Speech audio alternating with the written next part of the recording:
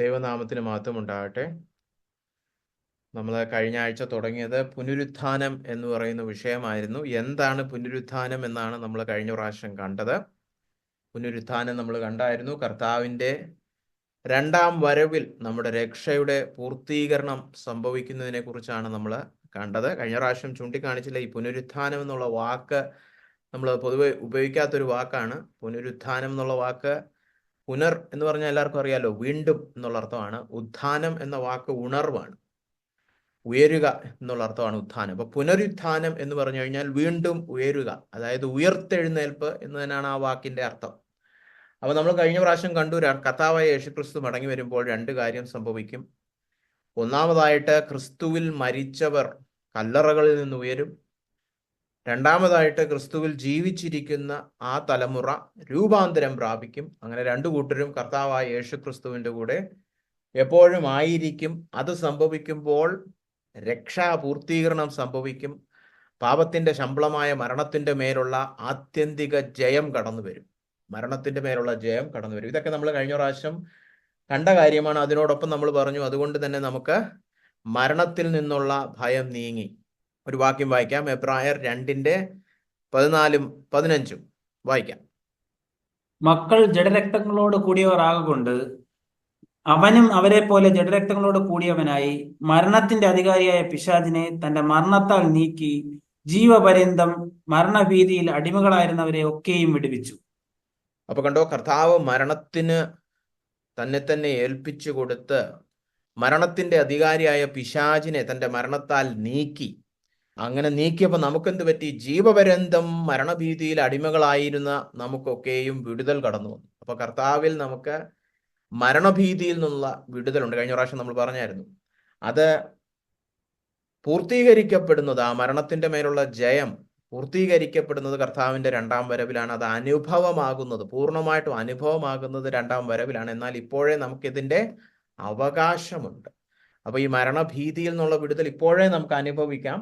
ആ ആത്യന്തികമായ ജയം കർത്താവിന്റെ രണ്ടാം വരവിലാണേലും.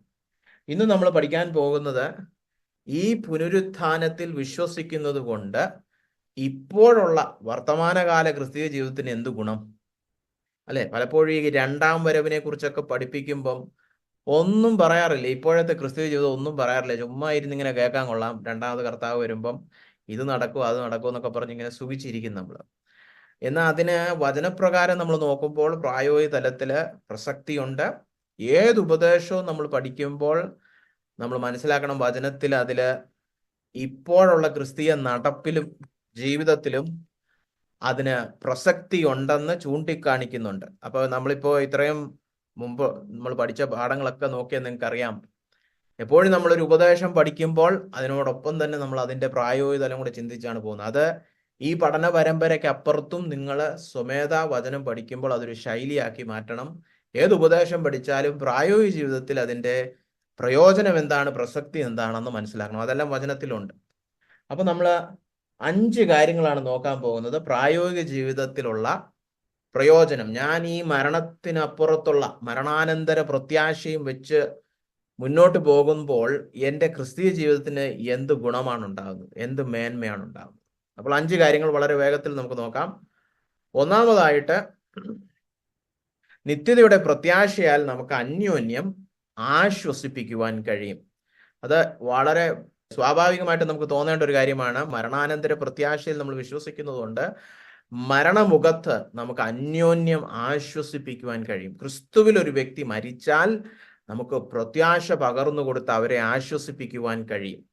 അപ്പോൾ 1-2 വാക്യങ്ങൾ നമുക്ക് നോക്കാം. ഒന്നാമതായിട്ട് 1 തെസ്സലോനിയർ 4:13-18 വരെയുള്ള എല്ലാ വാക്യങ്ങളും ഒരുമിച്ച് അങ്ങ് വായിക്കാം. സഹോദരന്മാരെ, നിങ്ങൾ പ്രത്യാശയില്ലാത്ത മറ്റുള്ളവരെ പോലെ ദുഃഖിക്കാതിരിക്കേണ്ടതിന് നിദ്ര കൊള്ളുന്നവരെ കുറിച്ച് അറിവില്ലാതിരിക്കരുത് എന്ന് ഞങ്ങൾ ആഗ്രഹിക്കുന്നു.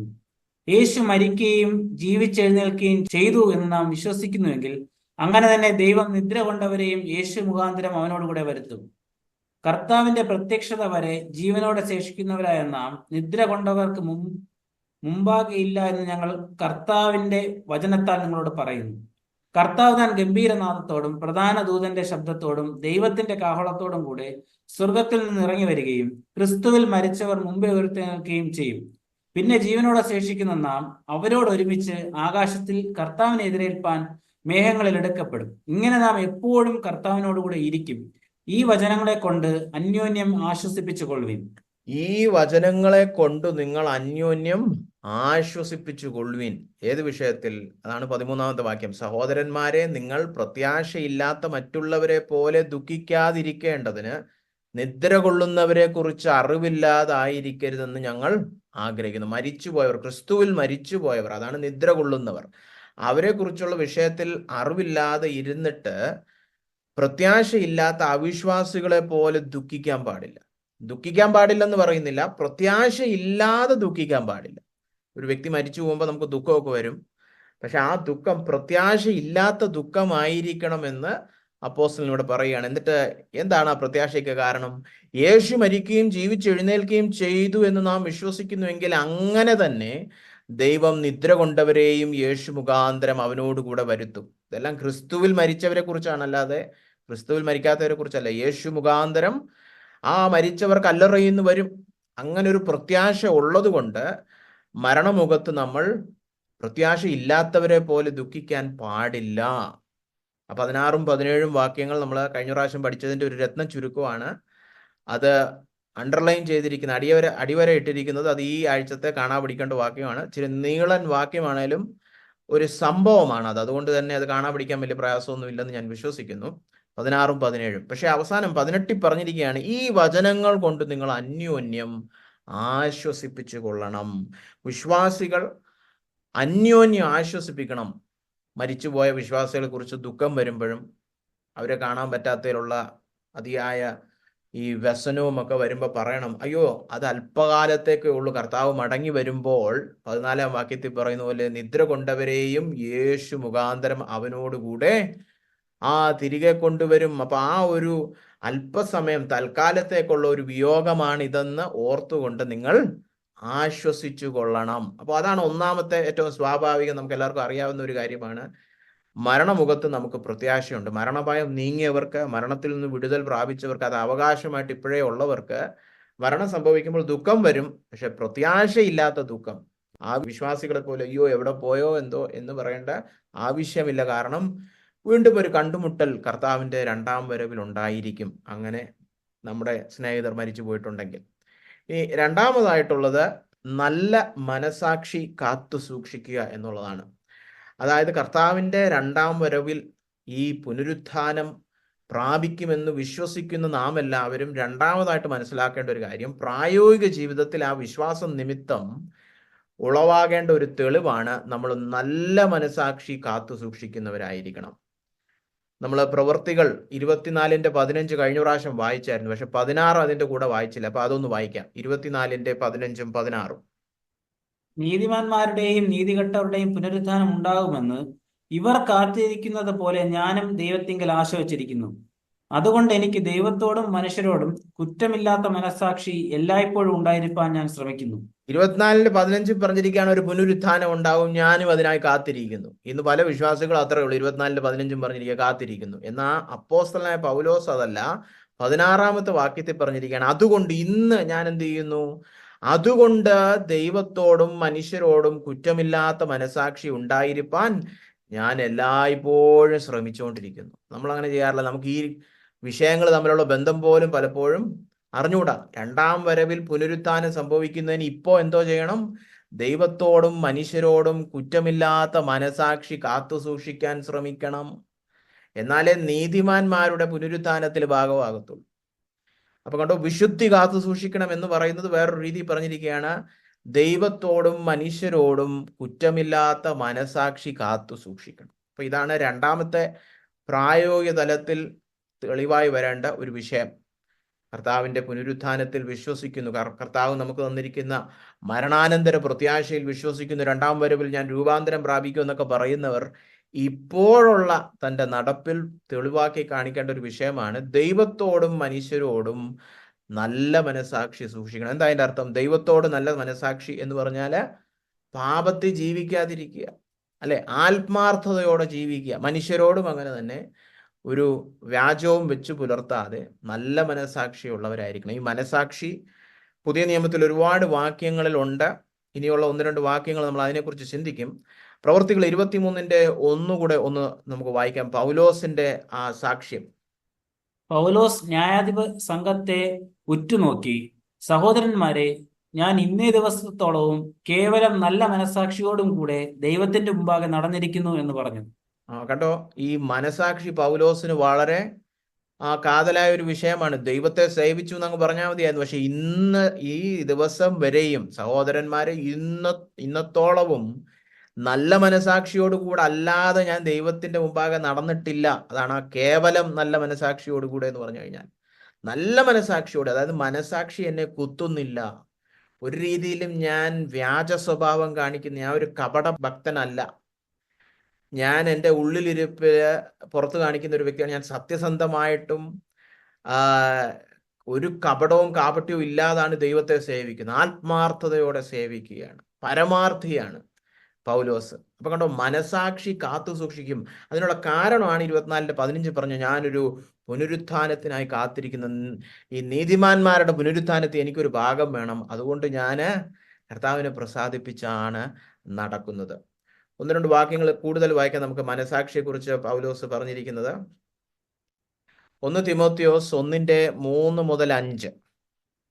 അന്യത ഉപദേശിക്കരുതെന്നും വിശ്വാസം എന്ന ദൈവവ്യവസ്ഥയ്ക്കല്ല, തർക്കങ്ങൾക്ക് മാത്രം ഉതകുന്ന കെട്ടുകഥകളെയും അന്തമില്ലാത്ത വംശാവലികളെയും ശ്രദ്ധിക്കരുതെന്നും ചിലരോട് ആജ്ഞാപിക്കേണ്ടതിന് നീ എഫെസോസിൽ താമസിക്കണമെന്ന് ഞാൻ മക്കെദോനിയയ്ക്ക് പോകുമ്പോൾ അപേക്ഷിച്ചതുപോലെ ഇപ്പോഴും ചെയ്യുന്നു.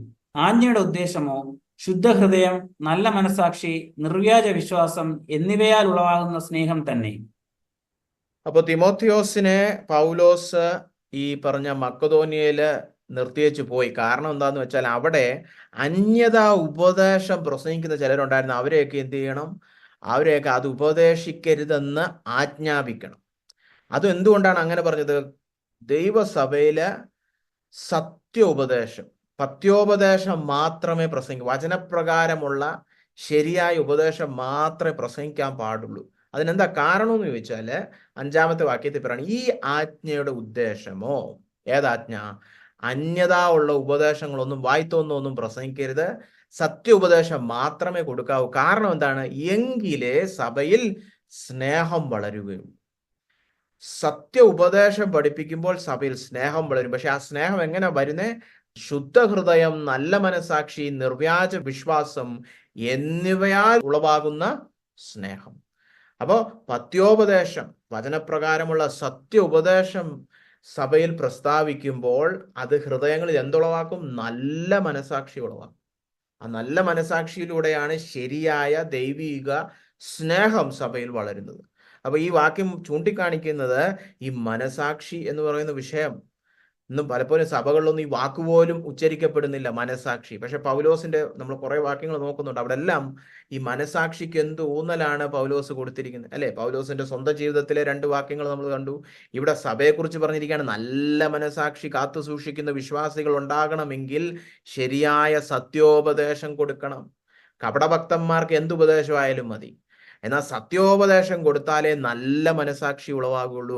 നല്ല മനസാക്ഷി ഉണ്ടായാലേ ആത്മാർത്ഥമായ സ്നേഹം വരികയുള്ളൂ. കപട സ്നേഹത്തിന് ആത്മാർത്ഥതയുടെ ആവശ്യമില്ല, മനസാക്ഷിയൊന്നും ആവശ്യമില്ല, ചുമ്മാ സ്നേഹം നടിച്ചാൽ മതി. ഇവിടെ നല്ല മനസാക്ഷിയിൽ നിന്ന് വരുന്നതാണ് ശരിയായ സ്നേഹം. അപ്പൊ ആ ശരിയായ സ്നേഹം സഭയിൽ വളരണമെങ്കിൽ നല്ല മനസാക്ഷി വേണം. അപ്പൊ കണ്ടോ, മനസാക്ഷി വളരെ കാതലായ ഒരു വിഷയമാണ് ക്രിസ്തീയ ജീവിതത്തിൽ. അത് പുനരുത്ഥാനം പ്രതീക്ഷിച്ച് കാത്തു സൂക്ഷിക്കണം. 1:18-19 പറഞ്ഞിരിക്കുന്ന ഒന്ന് കേട്ടെ. മകനെ തിമോത്തിയോസേ, നിന്നെക്കുറിച്ച് മുമ്പുണ്ടായ പ്രവചനങ്ങൾക്കൊത്തവണ്ണം ഞാൻ ഈ ആജ്ഞ നിനക്ക് ഏൽപ്പിക്കുന്നു. നീ വിശ്വാസവും നല്ല മനസാക്ഷിയും ഉള്ളവനായി അവയനുസരിച്ച് നല്ല യുദ്ധസേവ ചെയ്യുക. ചിലർ നല്ല മനസാക്ഷി തള്ളിക്കളഞ്ഞിട്ട് അവരുടെ വിശ്വാസക്കപ്പൽ തകർന്നുപോയി. നല്ല മനസാക്ഷി തള്ളിക്കളഞ്ഞ് മുമ്പോട്ട് പോയാൽ എന്ത് പറ്റും? വിശ്വാസക്കപ്പല് തകർന്നു പോകും. ആത്മാർത്ഥത നമ്മൾ കാത്തു സൂക്ഷിക്കാതെ വിശ്വാസിയായിട്ട് നടിച്ച് നടിച്ച് നടിച്ച് നല്ല അഭിനേതാവും. എന്ത് പാപവും ചെയ്തിട്ട് സഭയിൽ കയറി വരും. എന്ത് പാപം ചെയ്തിട്ട് നമുക്ക് സഭയ്ക്കകത്ത് ഈ പറയുന്ന വിശുദ്ധ കാര്യങ്ങളിലൊക്കെ ഏർപ്പെടാൻ പറ്റും, അല്ലേ? ശനിയാഴ്ച രാത്രി എത്ര അശ്ലീലത നിറഞ്ഞ സിനിമയും കണ്ടേച്ച് ഞായറാഴ്ച രാവിലെ ഒന്ന് കത്രിമേശയുടെ ഭാഗമാകാൻ പറ്റും. എന്ത് പറ്റി? മനസാക്ഷി ചത്തുപോയി. അപ്പൊ മനസാക്ഷിക്ക് ഊന്നൽ കൊടുക്കാതെ അത് കാത്തു സൂക്ഷിക്കാത്ത ഒരു ക്രിസ്തീയ ജീവിതം നമ്മൾ നയിക്കുകയാണെങ്കിൽ വിശ്വാസ കപ്പൽ തകർന്നു പോകും. അതുകൊണ്ടാണ് ഇവിടെ പറഞ്ഞ വിശ്വാസവും മനസാക്ഷിയും ഉള്ളവനായി നല്ല യുദ്ധസേവ ചെയ്യണം. അപ്പൊ ക്രിസ്തീയ ജീവിതത്തിൽ മനസാക്ഷിക്ക് വളരെ കാതലായ ഒരു സ്ഥാനമുണ്ട്. അതെങ്ങനെ കാത്തു സൂക്ഷിക്കണം? അപ്പോസ്തലനായ പൗലോസ് പറഞ്ഞിരിക്കുകയാണ്, വരുവാനിരിക്കുന്ന പുനരുത്ഥാനത്തിന്റെ ഭാഗമാകുവാൻ വേണ്ടി ഇന്ന് ഞാൻ ദൈവത്തോടും മനുഷ്യരോടും നല്ല മനസാക്ഷി കാത്തു സൂക്ഷിക്കാൻ ശ്രമിക്കുന്നു. 1 പത്രോസ് 3:16 പറഞ്ഞിരിക്കുകയാണ്, നിങ്ങൾ നല്ല മനസാക്ഷി ഉള്ളവരായിരിക്കണം. അല്ലെ, നിങ്ങളെക്കുറിച്ച് മറ്റുള്ളവർ ദുഷിക്കുമ്പോൾ പോലും നിങ്ങൾ നല്ല മനസാക്ഷി ഉള്ളവരായിരിക്കണം. അപ്പോ കർത്താവിന്റെ രണ്ടാം വരവിൽ മരിച്ചവർ പുനരുത്ഥാനം പ്രാപിക്കുമെന്ന് നമ്മൾ വിശ്വസിക്കുന്നുണ്ടെങ്കിൽ ആ വിശ്വാസം നിമിത്തം നമ്മുടെ പ്രായോഗിക ജീവിതത്തിൽ തെളിവായി വരേണ്ട രണ്ടാമത്തെ വിഷയമാണ് നല്ല മനസാക്ഷി കാത്തു സൂക്ഷിക്കുന്നവരായിരിക്കണം, ആത്മാർത്ഥത കാത്തു സൂക്ഷിക്കുന്നവരായിരിക്കണം. കർത്താവിന്റെ രണ്ടാം വരവിനെ മുന്നിൽ കണ്ടുകൊണ്ട് നമ്മൾ ദൈവത്തോടും മനുഷ്യരോടും നല്ല മനസാക്ഷി കാത്തു സൂക്ഷിക്കുന്നവരാണോ? മൂന്നാമതായിട്ടുള്ളത് ലൗകിക കൂട്ടുകെട്ടുകൾ നമ്മൾ ഒഴിവാക്കണം. പുനരുത്ഥാനത്തിൽ വിശ്വസിക്കുന്നെങ്കിൽ നമുക്ക് കണ്ണിക്കണ്ടവരോടെല്ലാം കൂട്ടുകൂടി നടക്കാൻ പറ്റത്തില്ല. കാരണം പുനരുത്ഥാനത്തിനായോ അല്ലെങ്കിൽ രക്ഷയുടെ പൂർത്തീകരണത്തിനായിട്ടോ ലക്ഷ്യം വെച്ച് ജീവിക്കുന്നവരല്ല ലോകത്തിലുള്ളവർ. പലരും സഭയ്ക്കകത്തുള്ളവരും അങ്ങനെ. അപ്പൊ അതും വചനത്തിൽ പറഞ്ഞിട്ടുണ്ട്. ഈ കർത്താവിന്റെ രണ്ടാം വരവിലുള്ള പുനരുത്ഥാനം പ്രാപിക്കാനായിട്ട് നമ്മൾ ജീവിക്കുകയാണെങ്കിൽ നമ്മൾ ലൗകികന്മാരുടെ കൂട്ടുകെട്ട് ഒഴിവാക്കണം. നമുക്കൊരു വാക്യം വായിക്കാം. 1 കൊരിന്ത്യർ 15:32 മുതൽ 34. മരിച്ചവർ ഉയർക്കുന്നില്ലെങ്കിൽ നാം തിന്നുക കുടിക്കുക നാളെ ചാകുമല്ലോ. വഞ്ചിക്കപ്പെടരുത്. ദുഷിച്ച കൂട്ടുകെട്ട് സദാചാരം നശിപ്പിക്കുന്നു. നീതിക്ക് നിർമ്മതരായി ഉണരുവിൻ. പാപം ചെയ്യാതിരിപ്പിൻ. ചിലർക്ക് ദൈവത്തെക്കുറിച്ച് പരിജ്ഞാനമില്ല. ഞാൻ നിങ്ങൾക്ക് ലജ്ജയ്ക്കായി പറയുന്നു. മരിച്ചവർ ഉയർക്കുന്നില്ലെങ്കിൽ നമുക്ക് എന്ത് ചെയ്യാം? ഒന്നും ചെയ്യേണ്ട ആവശ്യമില്ല. തിന്നുക, കുടിക്കുക, മരിക്കുക. കാരണം മരണം സ്ഥായിയായ ഏറ്റവും ആത്യന്തികമായ അന്ത്യമാണ്. മരണത്തിനപ്പുറത്തൊന്നും ഇല്ലെങ്കിൽ പിന്നെന്താണ്? ഇപ്പോഴടിച്ചു പൊളിക്കുക, അല്ലേ? ഇവിടെ ലോകത്തിലെ ഒരു സിദ്ധാന്തമാണത്. ഒരിക്കലേ ഉള്ളു ജീവിതം, ഈ ജീവിതം ഏറ്റവും ഭംഗിയാക്കുക, അല്ലേ? ഒരിക്കലേ നിങ്ങൾ ജീവിക്കുകയുള്ളെങ്കിൽ പിന്നെ ഈ ജീവിതത്തിൽ എല്ലാ സുഖവും എല്ലാം അടിച്ചുപൊളിയാകണം. അതാണ് തിന്നുക കുടിക്കുക നാളെ മരിക്കുമല്ലോ എന്ന് പറയുന്ന ആ ഒരു തത്വചിന്ത, ഒരു സിദ്ധാന്തം. അപ്പൊ മരണത്തോടെല്ലാം തീരുകയാണെങ്കിൽ പിന്നെ അതിന് അനന്തര ഫലമില്ല, ഒരു ന്യായവിധിയില്ല, പുനരുത്ഥാനമില്ല, മണ്ണിൻ അങ്ങ് പോവുമെങ്കിൽ പിന്നെ ഇപ്പോൾ ഏറ്റവും അടിച്ചു പൊളിക്കണം നമ്മൾ. അപ്പോഴാണ് അപ്പോസ്തലൻ പറയുന്നത് വഞ്ചിക്കപ്പെടരുത്. അയ്യോ, ഇവിടെ എന്തോ വഞ്ചിക്കപ്പെടാതിരിക്കുന്നത്? അങ്ങനെ ജീവിക്കുന്നവരുണ്ട്, അല്ലെ? തിന്നുക കുടിക്കുക സുഖിച്ചു ജീവിക്കുക, ഈ ആയുസോടെല്ലാം തീർന്നു, ഇനി അപ്പുറത്തൊന്നും ഇല്ല എന്ന് ചിന്തിക്കുന്നവർക്ക് ആ ഒരു കൂട്ടുകെട്ടി നമ്മൾ പോയി പെട്ടാൽ എന്ത് പറ്റും? നമ്മളെ നിരുത്തരവാദപരമായ ജീവിതം കാഴ്ചവെക്കും. അതുകൊണ്ടാണ് ആ ദുഷിച്ച കൂട്ടുകെട്ട് സദാചാരം നശിപ്പിക്കുന്നു. നമ്മുടെ കൂട്ടുകെട്ട് ലൗകികന്മാരോട് കൂടാണെങ്കിൽ തിന്നുക കുടിക്കുക നാളെ മരിക്കുമല്ലോ, എന്നാൽ പിന്നെ ഈ ആയുസ് ഏറ്റവും അടിച്ചു പൊളിക്കാമെന്ന് പറഞ്ഞ് ഈ ലോകത്തിലെ എല്ലാ സുഖത്തിന്റെയും പുറകെ നടക്കുന്നവരാണ് നമ്മുടെ കൂട്ടുകെട്ടെങ്കിൽ നേരത്തെ പറഞ്ഞ പോലെ നല്ല മനസാക്ഷിയൊന്നും കാത്തു സൂക്ഷിക്കാൻ നമുക്ക് പ്രേരണ ഉണ്ടാവുകയില്ല. അതുകൊണ്ടാണ് 34-ാമത്തെ വാക്യത്തിൽ പറഞ്ഞൊരു നീതിക്ക് നിർമ്മതരായി ഉണരുവിൻ. നിർമ്മതരായി ഉണർന്നിരിക്കണം നമ്മൾ. പാപം ചെയ്യാതിരിപ്പിൻ. ചിലർക്ക് ദൈവത്തെക്കുറിച്ച് പരിജ്ഞാനമില്ല. അങ്ങനെയുള്ള പരിജ്ഞാനമില്ലാത്തവരുടെ കൂട്ടുകെട്ട് നമ്മൾ ഉപേക്ഷിക്കണമെന്നാണ് ഈ പശ്ചാത്തലത്തിൽ പറഞ്ഞിരിക്കുന്നതിന്റെ അർത്ഥം. അത് ഞാൻ നിങ്ങൾക്ക് ലജ്ജയ്ക്കായി പറയുന്നു. അതെന്താ അങ്ങനെ പറഞ്ഞിരിക്കുന്നത്? ഞാൻ നിങ്ങൾക്ക് ലജ്ജയ്ക്കായി പറയുന്നു. നിങ്ങളുടെ സഭയ്ക്കകത്ത് തന്നെ ഇങ്ങനെ ചിലരുണ്ടെന്ന്. വിശ്വാസി എന്നൊക്കെ പേരാണ്, പക്ഷേ ദൈവത്തെക്കുറിച്ച് പരിജ്ഞാനമില്ല. എല്ലാ ഞായറാഴ്ച സഭയെ വരുന്നുണ്ട്, വിശ്വാസി എന്നുള്ള മേലെഴുത്തൊക്കെ ഉണ്ട്, പക്ഷെ ജീവിക്കുന്ന എങ്ങനെയാണ്?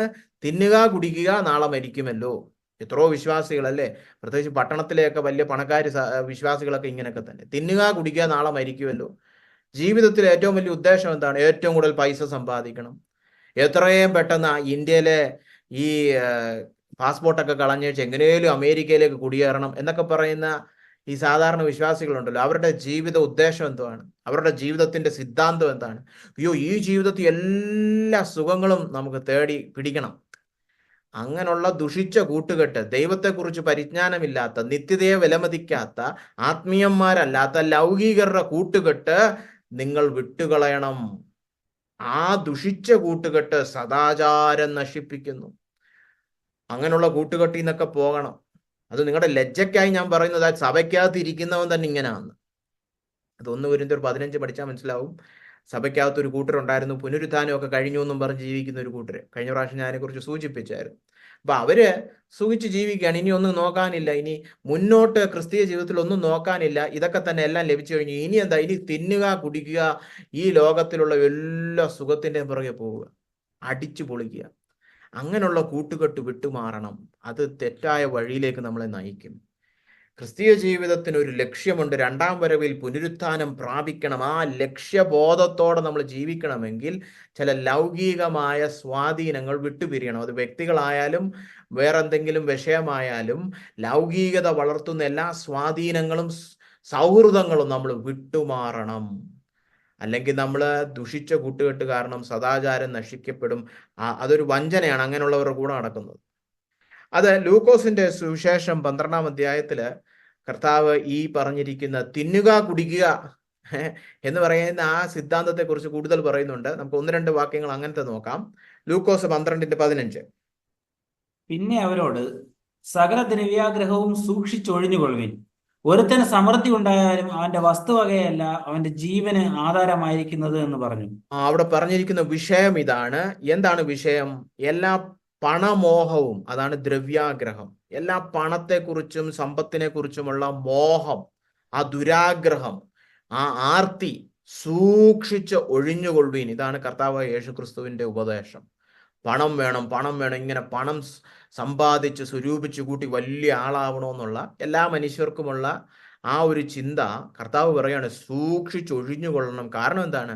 എത്ര സമൃദ്ധി ഉണ്ടായാലും വസ്തുവകയല്ല ജീവന്റെ ആധാരം. ജീവന്റെ ആധാരം വസ്തുവകയിലല്ല. പിന്നെ എവിടാ? ദൈവമായിട്ടുള്ള ബന്ധത്തിലാണ്, ഭക്തിയിലാണ്. അല്ലാതെ എത്ര പൈസ ഉണ്ടെന്ന് നോക്കിയിട്ടല്ല കർത്താവിൻ്റെ രണ്ടാം വരവിൽ പുനരുത്ഥാനവും രക്ഷയുടെ പൂർത്തീകരണവും ലഭിക്കുന്നത്. അതുകൊണ്ട് ഈ സമൃദ്ധിയുടെ പുറകെ നിങ്ങൾക്ക് ആവശ്യമുള്ളത് പണം ദൈവം തരും. അതിനപ്പുറത്തുള്ള ഈ ആഡംബരത്തിന് പുറകെയുള്ള ആ ഓട്ടം ഉണ്ടല്ലോ, അത് നിങ്ങൾ പോകണ്ടെന്നാണ് പറഞ്ഞിരിക്കുന്നതിൻ്റെ അർത്ഥം. അപ്പോൾ അത് നിങ്ങളുടെ വസ്തുവക അല്ല ജീവന്റെ ആധാരം. അതിന് തെളിവായിട്ട് അതിനെ കൂടുതൽ വിശദീകരിക്കാൻ വേണ്ടി ഒരു ഉപമ കർത്താവ് 16-ാമത്തെ വാക്യം മുതൽ പറയാണ്. നമുക്കത് കേൾക്കാം. ഒരു ഉപമയും അവരോട് പറഞ്ഞത്, ധനവാനായ ഒരു മനുഷ്യന്റെ ഭൂമി നന്നായി വിളഞ്ഞു. അപ്പോൾ അവൻ, ഞാൻ എന്ത് ചെയ്യേണ്ടു? എന്റെ വിളവ് കൂട്ടിവെപ്പാൻ സ്ഥലം പോരാ എന്ന് ഉള്ളിൽ വിചാരിച്ചു. പിന്നെ അവൻ പറഞ്ഞത്, ഞാൻ ഇത് ചെയ്യും. എന്റെ കളപ്പുരകളെ പൊളിച്ച് അധികം വലിയവ പണിത് എന്റെ വിളവും വസ്തുവകയും എല്ലാം അതിൽ കൂട്ടിവെക്കും. എന്നിട്ട് എന്നോട് തന്നെ, നിനക്ക് ഏറിയ ആണ്ടുകൾക്ക് മതിയായ അനവധി വസ്തുവക സ്വരൂപിച്ചു വച്ചിരിക്കുന്നു. ആശ്വസിക്ക, തിന്നുക, കുടിക്ക, ആനന്ദിക്ക എന്ന് പറയും. കണ്ടോ, ആ തത്വം കയറി വന്ന കണ്ടോ? നിറച്ച് പൈസ ഉണ്ട്, 10 തലമുറയ്ക്കുള്ളത് സ്വരൂപിച്ച് വെച്ചിട്ടുണ്ട്. ഇപ്പൊ ഇനി എന്ത് ചെയ്യാം? ഇനി തിന്നുക, കുടിക്കുക, ആനന്ദിക്കുക. അങ്ങനെ ഒരു ധനവാൻ ചിന്തിച്ചു എന്നാണ് കർത്താവ് പറയുന്നത്. പക്ഷെ അവനോട് ദൈവമോ അവനോട്, മൂടാ, ഈ രാത്രിയിൽ നിന്റെ പ്രാണനെ നിന്നോട് ചോദിക്കും. പിന്നെ നീ ഒരുക്കി വെച്ചത് ആർക്കാകും എന്ന് പറഞ്ഞു. ദൈവ വിഷയമായി സമ്പന്നനാകാതെ തനിക്ക് തന്നെ നിക്ഷേപിക്കുന്നവന്റെ കാര്യം ഇങ്ങനെയാകുന്നു. ഇങ്ങനെ ധനവാനായി 10 തലമുറയ്ക്കുണ്ട്, ഇനി തിന്നാനും കുടിക്കാനും ആനന്ദിക്കാം എന്നൊക്കെ പറഞ്ഞ് ചിന്തിക്കുന്നവനെ കർത്താവ് വിളിച്ചിരിക്കുന്ന പേര് കണ്ടോ? 20-ാമത്തെ വാക്യത്തില് മൂഢ. അപ്പൊ ഈ തത്വചിന്ത, ഈ ഒരു സിദ്ധാന്തം, ഈ ഒരു ജീവിത വീക്ഷണം, തിന്നുക, കുടിക്കുക, ആനന്ദിക്കുക, ഈ ജീവിതത്തിലെ ഈ ലോകത്തിലെ എല്ലാ സുഖങ്ങളും എത്രമാത്രം അനുഭവിക്കാൻ കഴിയുമോ അത് തേടിപ്പിടിക്കണമെന്ന് പറഞ്ഞ് ചിന്തിക്കുന്ന ആ ചിന്തയെ, അല്ലെങ്കിൽ ആ ചിന്തയുള്ളവരെ കർത്താവ് എന്താ വിളിക്കുന്നത്? മൂഢൻ, മണ്ടൻ. കാരണം അതല്ല ജീവന്റെ ആധാരം. ദൈവ വിഷയമായി സമ്പന്നമാകാതെ തനിക്ക് തന്നെ നിക്ഷേപിക്കുന്നവന്റെ കാര്യമല്ല ഇങ്ങനെയാകുന്നു. എല്ലാവരും മൂഢന്മാരാകുന്നു എന്നാണ് പറയുന്നത്. അപ്പൊ ഭക്തിക്കല്ല സ്ഥാനം, സമൃദ്ധിക്കാണ് സ്ഥാനം. ഇന്ന് ഇങ്ങനത്തെ ക്രിസ്തീയ പ്രസംഗകർ വരെ ഉണ്ട്, അല്ലെ? ഭക്തിയെക്കാളും വലുത് സമൃദ്ധിയാണ്, നിങ്ങൾക്ക് അമേരിക്കയിൽ പോണ്ടേ, അല്ലെ? അതൊക്കെയാണ് പ്രവചനം. അങ്ങനെ എല്ലാ സുഖ സൗകര്യങ്ങൾക്കും എതിരെ പുറകെ പോയി തിന്നുകുടിച്ച് ആനന്ദിക്കുക മക്കളെ, അല്ലെ? ആ ഒരു സിദ്ധാന്തം മൂഢത്തരമാണ്. 1 കൊരിന്ത്യർ 15 നമ്മൾ വായിച്ചു. അങ്ങനെയുള്ള കൂട്ടുകെട്ടിന്റെ ഇടയിൽ പോയാൽ എന്ത് പറ്റും? ദൈവപരിജ്ഞാനം ഇല്ലാത്തവരെ പോലെ നമ്മൾ ഈ ലോകമാണ് എല്ലാമെന്നും പറഞ്ഞ് ഇതിനുവേണ്ടി ജീവിക്കും. എന്നാൽ ഈ ലോകം ദൈവം വെച്ചിരിക്കുന്നത് രണ്ടാം വരവിൽ കത്തിച്ചു കളയാൻ. അപ്പോൾ നമ്മൾ നമ്മുടെ ഉദ്ദേശത്തിൽ നിന്ന് വ്യതിചലിച്ചു പോകും. നമ്മുടെ ഉദ്ദേശം എന്താണ്? കർത്താവ് രണ്ടാമത് വരുമ്പോൾ ആ പുനരുത്ഥാനത്തിന്റെ ഭാഗമാകണം. അതിനുവേണ്ടി നല്ല മനസാക്ഷി കാത്തു സൂക്ഷിച്ച് ഒരുങ്ങണം. നമ്മൾ പാട്ടിലൊക്കെ പാടിയല്ലോ ഇപ്പം, ഒരുങ്ങാം ഒരുങ്ങാം. ഈ ഒരുക്കമൊന്നും ഇല്ലാതെ ഉറങ്ങിക്കിടക്കുന്നവരാ ഈ പറഞ്ഞവര്, തിന്നു കുടിച്ച് ആനന്ദിച്ചടക്കുന്നത്. അപ്പൊ ഉറങ്ങിക്കിടക്കുന്നവരുടെ കൂടെ പോയിരുന്ന ഉണർന്നിട്ട് പോലും ഇല്ല, പിന്നാണ് ഒരുങ്ങുന്നത്.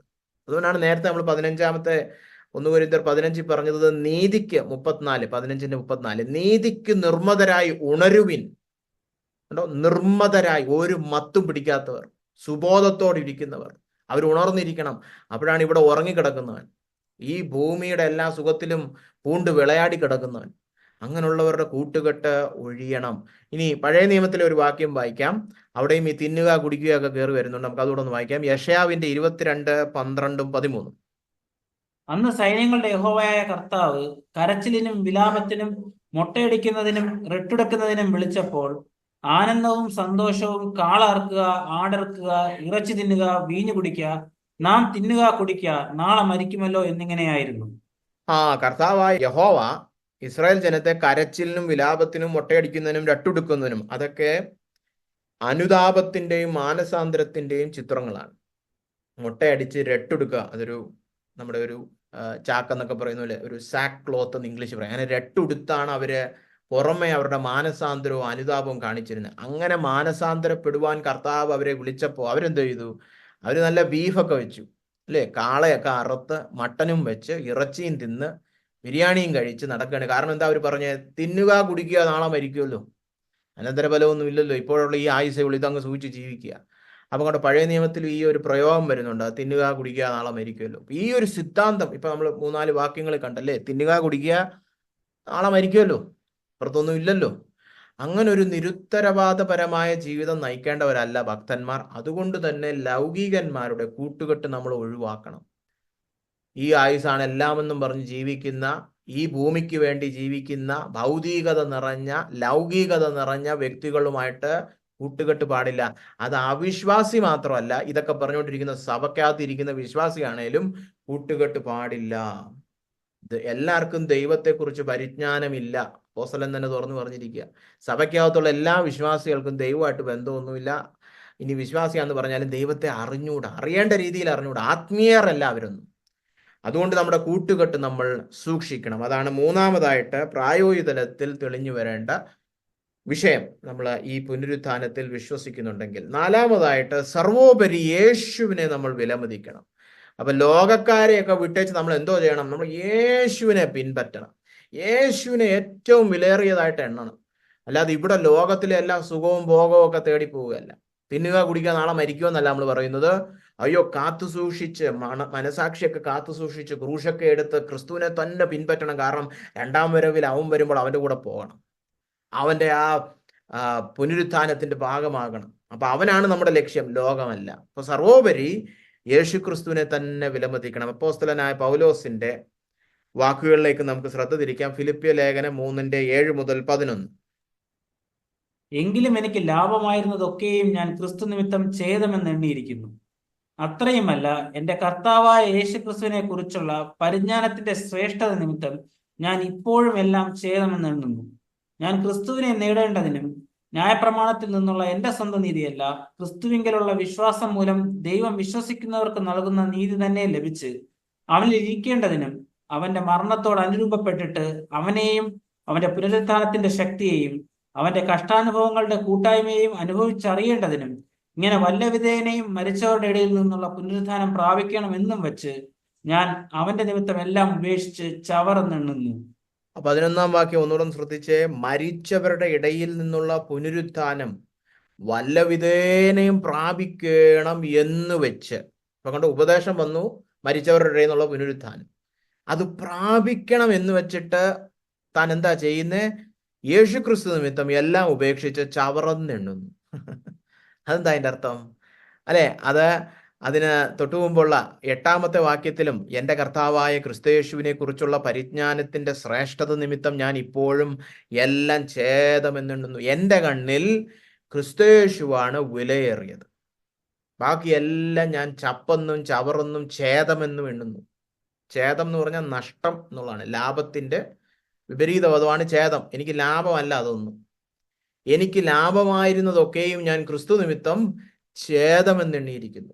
ഇപ്പോൾ എനിക്ക് ഏറ്റവും ലാഭകരം, എനിക്ക് ഏറ്റവും പ്രയോജനകരം, എനിക്ക് ഏറ്റവും വിലമതിക്കുന്നത്, വിലയേറിയത് യേശു ക്രിസ്തു മാത്രമാണ്. അവനെ നേടേണ്ടതിന്, അതാണ് 9-ാമത്തെ വാക്യത്തിന്റെ തുടക്കം, ഞാൻ ക്രിസ്തുവിനെ നേടേണ്ടതിന് എൻ്റെ സ്വന്തം നീതിയിലല്ല, വിശ്വാസം മൂലം നീതീകരണത്തിലൂടെ കിട്ടുന്ന നീതിയിൽ പ്രാപിച്ച് ക്രിസ്തുവിൽ തന്നെ അടങ്ങിയിരുന്ന്, അല്ലേ 10-ാം വാക്യം, അവനിൽ തന്നെ ഇരുന്ന്, പിന്നെന്താണ്, അവന്റെ മരണത്തോട് അനുരൂപപ്പെട്ടിട്ട് എന്ന് പറഞ്ഞാൽ ഞാൻ എൻ്റെ സ്വന്തം ഹിതമൊക്കെ മാറ്റിവെച്ച് ക്രൂശ് എടുത്ത് അവനെ പിൻപറ്റും. പിന്നെ എൻ്റെ ജീവിതത്തിൽ ആ മരണം പ്രവർത്തിക്കുമ്പോൾ അതിനോടൊപ്പം കർത്താവിൻ്റെ ഉയിർപ്പിന്റെ ശക്തിയും ഞാൻ പ്രാപിച്ച് കഷ്ടതയൊക്കെ അനുഭവിച്ച് ഇങ്ങനെ വല്ലവിധേനെ മരിച്ചവരുടെ ഇടയിൽ നിന്നുള്ള പുനരുത്ഥാനം എനിക്ക് പ്രാപിക്കണം. അല്ല, അപ്പോസ്തലൻ ഈ പുനരുത്ഥാനം എന്ന് പറയുന്ന വിശ്വാസം ചുമ്മാ തലച്ചോറ് വെച്ചിരിക്കില്ല. അത് നിമിത്തം തൻ്റെ ജീവിതത്തില് തീരുമാനങ്ങളും തിരഞ്ഞെടുപ്പുകളും ഒക്കെ സംഭവിക്കുന്നുണ്ട്. ചിലതൊക്കെ ചപ്പെന്നും ചവറെന്നും താൻ എണ്ണുന്നുണ്ട്, ചിലത് അത് യേശു മാത്രം വലിയതെന്ന് എണ്ണുന്നുണ്ട്. അവനെ നേടണം എന്നുള്ള ലക്ഷ്യബോധം തനിക്കുണ്ട്. അല്ലാതെ നേരത്തെ പറഞ്ഞ പോലെ ലോകത്തിലെ എല്ലാ സുഖവും എല്ലാ അടിച്ചുപൊളിയും വേണമെന്നല്ല, എനിക്ക് ഒന്നിനേ വേണം, യേശു ക്രിസ്തുവിനെ. ഇവിടെ എന്താ ഈ ചപ്പെന്നും ചവറെന്നും ഛേദം എന്നൊക്കെ പറഞ്ഞിരിക്കുന്നത്? അത് അതിന്റെ തൊട്ടുമുമ്പുള്ള വാക്യങ്ങളിൽ വളരെ വ്യക്തമായിട്ട് പറഞ്ഞിട്ടുണ്ട്. 3:5 മുതൽ 6 വരെയുള്ള വാക്യങ്ങൾ.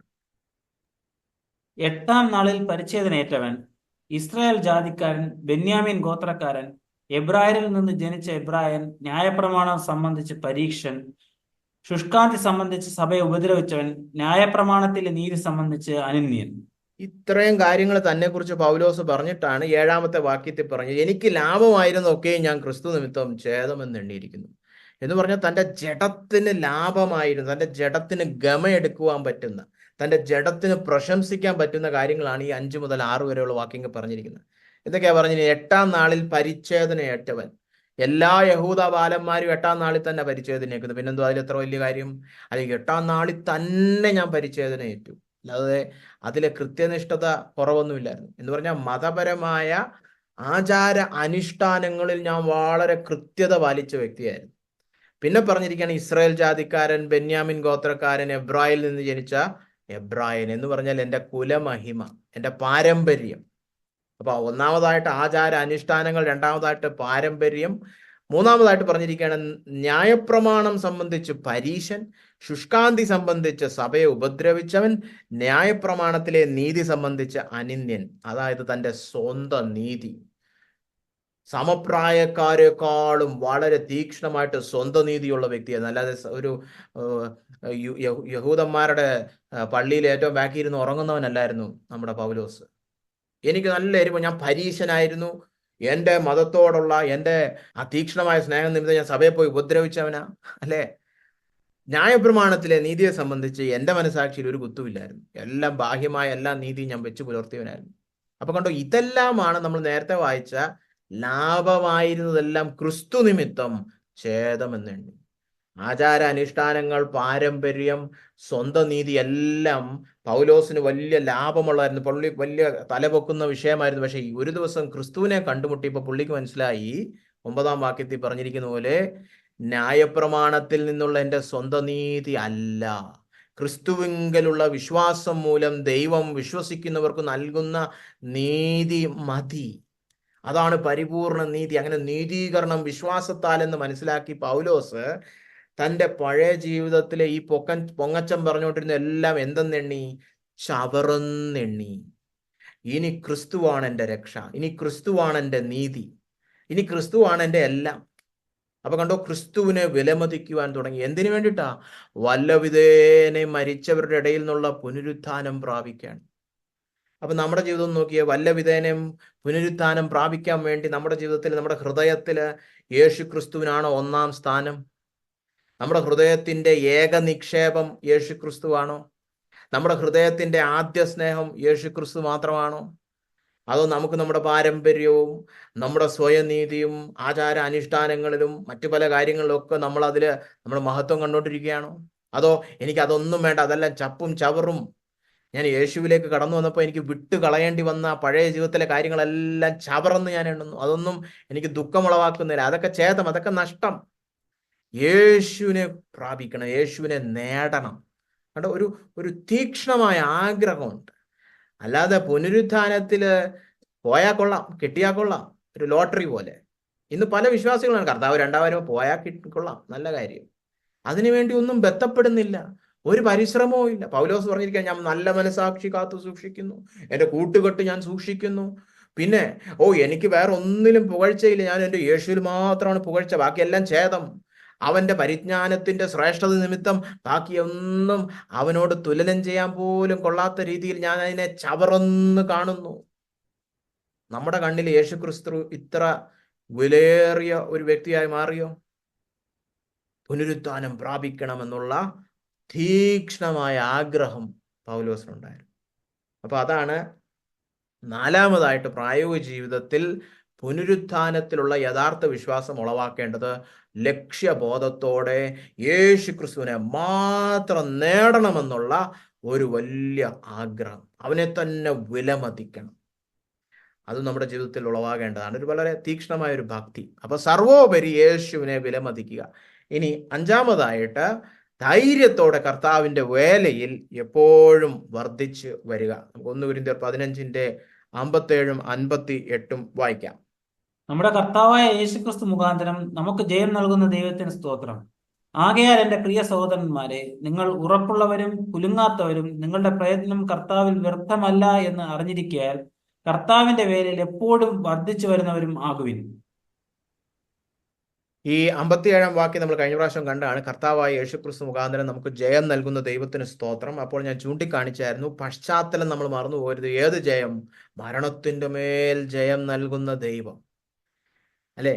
കർത്താവ് രണ്ടാമത് മടങ്ങി വരുമ്പോൾ കല്ലറയിന്നും ജീവിച്ചിരിക്കുന്നവർ മരണത്തിൽ നിന്നും ഒക്കെ വിടുതൽ പ്രാപിച്ച് ഹേ മരണമേ, ഹേ പാതാളമേ എന്നൊക്കെ വെല്ലുവിളിച്ചുകൊണ്ട് അവര് ദൈവത്തിന് സ്തോത്രം കരേറ്റുമെന്നാണ് ഇവിടെ പറഞ്ഞിരിക്കുന്നത്. ആ ജയമാണ് ഇവിടെ പറഞ്ഞിരിക്കുന്നത് 57-ാമത്തെ. അങ്ങനെ നമുക്ക് ക്രിസ്തുവിൽ മരണത്തിന്റെ മേൽ ആത്യന്തികമായ ജയമുള്ളത് കൊണ്ടാണ് 58-ാം വാക്യം ആകയാൽ എന്ന് പറഞ്ഞാല് ഈ വിശ്വാസം നിമിത്തം പ്രായോഗിക ജീവിതത്തിൽ എന്ത് ചെയ്യണം? പ്രിയ സഹോദരന്മാരെ, നിങ്ങൾ ഉറപ്പുള്ളവരും കുലുങ്ങാത്തവരും പ്രയത്നം കർത്താവിൽ വ്യർത്ഥമല്ല എന്നറിഞ്ഞിരിക്കാൻ കർത്താവിന്റെ വേലയിൽ എപ്പോഴും വർദ്ധിച്ചു വരുന്നവരുമാകുവീൻ. ആത്യന്തികമായിട്ട് മരണത്തിന്റെ മേൽ ജയമുള്ളവരാണ് വിശ്വാസികൾ. അതുകൊണ്ട് എന്ത് ചെയ്യണം? ഒരു ഭയവും കൂടാതെ ധൈര്യത്തോടെ എന്ത് വില കൊടുത്തും കർത്താവിന്റെ വേലയിൽ എപ്പോഴും വർദ്ധിച്ചു വരണം. പ്രിയ സഹോദരന്മാരെ, സഭയിലുള്ള സകലരോടുമാണ് ഇത് എഴുതിയിരിക്കുന്നത്, അല്ലാതെ പ്രിയ പാസ്റ്ററെ എന്നല്ല അവിടെ എഴുതിയിരിക്കുന്നത്. കർത്താവിന്റെ വേലയിൽ നിങ്ങൾക്ക് തന്നിരിക്കുന്ന ഏത് വേലയായിക്കൊള്ളട്ടെ, ആ വേലയിൽ നിങ്ങൾ വർദ്ധിച്ചു വരണം. അയ്യോ, അതിൽ ഒരുപാട് വെല്ലുവിളികളുണ്ട്, ഒരുപാട് വില കൊടുക്കേണ്ടി വരും. ഏറ്റവും ആത്യന്തികമായ ഒടുവിലത്തെ ശത്രു നമ്മൾ കഴിഞ്ഞ പ്രാവശ്യം കണ്ടുപോലത്തെ മരണം പോലും നമുക്ക് ഒരു കുഴപ്പമില്ല, അതിൻ്റെ മേലും നമുക്ക് ജയമുണ്ട്. പിന്നെന്തോന്നാ ഈ വെല്ലുവിളി, എന്തോ ഈ പ്രയാസം എന്നൊക്കെ പറയുന്നത്? എന്തു വന്നാലും കർത്താവിലുള്ള പ്രയത്നം വ്യർത്ഥമല്ല.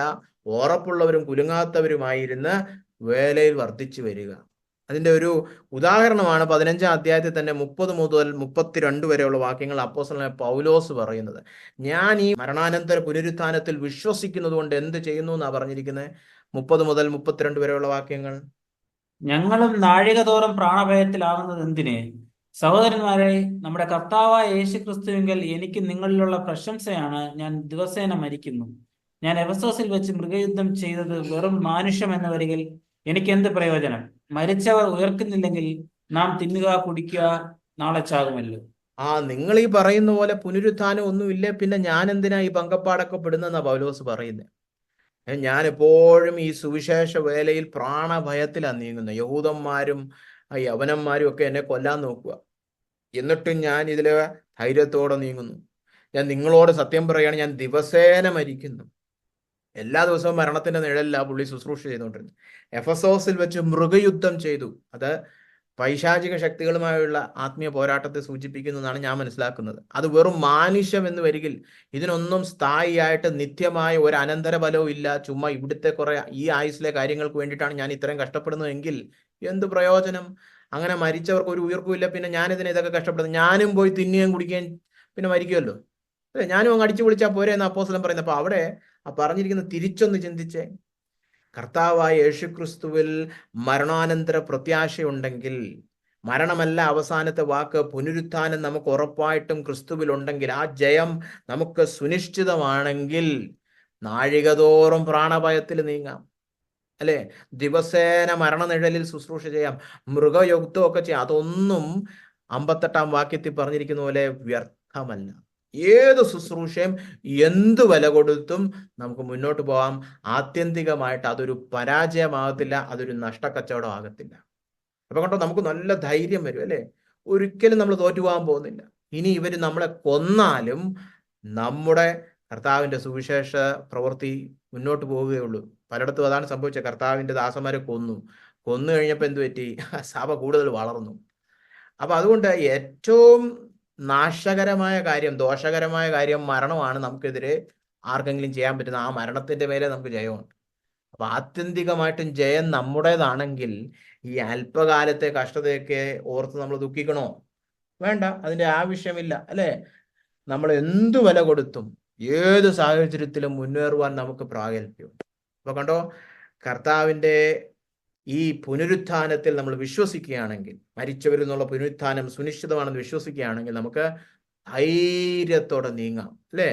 ധൈര്യത്തോടെ നമുക്ക് നീങ്ങാം. അപ്പൊ ഇതാണ് ഈ 5 പ്രായോഗിക തലത്തിലുള്ള പ്രയോജനങ്ങൾ. ഒന്നാമതായിട്ട് നമ്മൾ കണ്ടു, നമുക്ക് മരണാനന്തര പ്രത്യാശയുള്ളത് കൊണ്ട് മരണമുഖത്ത് നമുക്ക് അന്യോന്യം ആശ്വസിപ്പിക്കാം. പ്രത്യാശയോടെ ദുഃഖിക്കും, പക്ഷെ പ്രത്യാശയോടെ നമുക്ക് ദുഃഖിക്കാം, അല്ലേ? കർത്താവ് മടങ്ങി വരുമ്പോൾ കർത്താവിൽ മരിച്ചവരും അവനോടുകൂടെ മടങ്ങി വരും. ആ ഉറപ്പും ധൈര്യവും നമുക്കുള്ളത് കൊണ്ട് നമുക്ക് അന്യോന്യം ആശ്വസിപ്പിക്കാം. രണ്ടാമതായിട്ട് നമ്മൾ കണ്ടു, പുനരുത്ഥാനത്തിൽ നമ്മൾ വിശ്വസിക്കുകയാണെങ്കിൽ അത് പ്രാപിക്കുവാൻ വേണ്ടി ദൈവത്തോടും മനുഷ്യരോടും നല്ല മനസാക്ഷി കാത്തുസൂക്ഷിക്കുവാൻ പരിശ്രമിക്കണം. ആത്മാർത്ഥത കാത്തുസൂക്ഷിക്കണം. വ്യാജവും കപടഭാവവും എല്ലാം വിട്ടുമാറണം. എങ്കിലേ നീതിമാന്മാരുടെ പുനരുത്ഥാനത്തിൽ ഒരു ഭാഗമാകുവാൻ കഴിയുകയുള്ളൂ. മൂന്നാമതായിട്ട് നമ്മൾ കണ്ടു, ലൗകികന്മാരുടെ കൂട്ടുകെട്ട് നാം ഉപേക്ഷിക്കണം. എല്ലാവർക്കും ദൈവത്തെക്കുറിച്ചുള്ള പരിജ്ഞാനം ഇല്ല.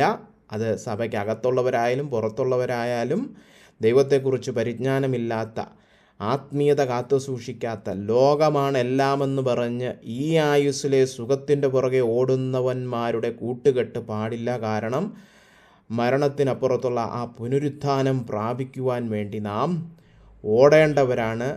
ഈ ആയുസ്സിലെ സുഖത്തിൻ്റെ പുറകെ ഓടേണ്ടവരല്ല നമ്മൾ.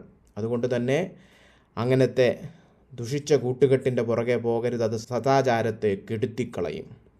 പിന്നെ നാലാമതായിട്ട് കണ്ടു, ക്രിസ്തുവിനെ മാത്രം ലക്ഷ്യം വെച്ച് അവനെ നേടേണ്ടതിന് സർവോപരി യേശുവിനെ തന്നെ വിലമതിക്കണം. ബാക്കിയെല്ലാം ചപ്പെന്നും ചവറെന്നും എണ്ണി അവൻ്റെ പരിജ്ഞാനത്തിൻ്റെ ശ്രേഷ്ഠത നിമിത്തം അവനെ മാത്രം വിലയേറിയതായിട്ട് എണ്ണി ക്രൂശെടുത്ത് ഉയിർപ്പിൻ്റെ ശക്തിയാൽ അവനെ പിൻപറ്റണം. യേശുവിനോടുള്ള അതിതീക്ഷ്ണമായ ഭക്തി ഉണ്ടാവണം. അവസാനമായി അഞ്ചാമതായിട്ട് നമ്മൾ കണ്ടു, മരണത്തിൻ്റെ മേൽ ജയം സുനിശ്ചിതമായതുകൊണ്ട് എല്ലാ പ്രതികൂലങ്ങളെയും അവഗണിച്ചുകൊണ്ട് നമുക്ക് നമ്മുടെ ക്രിസ്തീയ ശുശ്രൂഷയിൽ ധൈര്യമായി മുന്നോട്ട് പോയി അവൻ്റെ വേലയിൽ വർദ്ധിച്ച് വരാൻ സാധിക്കും. ഇതാണ് 5 പ്രായോഗിക തലത്തിലുള്ള ഗുണം. നിത്യതയെക്കുറിച്ചുള്ള ആ പ്രത്യാശയാൽ ആശ്വാസം പ്രാപിക്കാം, നല്ല മനസാക്ഷി കാത്തുസൂക്ഷിക്കാം, ലൗകികന്മാരുടെ കൂട്ടുകെട്ട് ഉപേക്ഷിക്കാം, യേശുക്രിസ്തുവിനെ മാത്രം വിലമതിച്ച് ലക്ഷ്യബോധത്തോടെ പിൻപറ്റാം, ധൈര്യത്തോടെ അവൻ്റെ വേലയിൽ വർദ്ധിച്ച് വരാം. നമുക്ക് കണ്ണുകളടച്ച് ഒരു നിമിഷം പ്രാർത്ഥിക്കാം.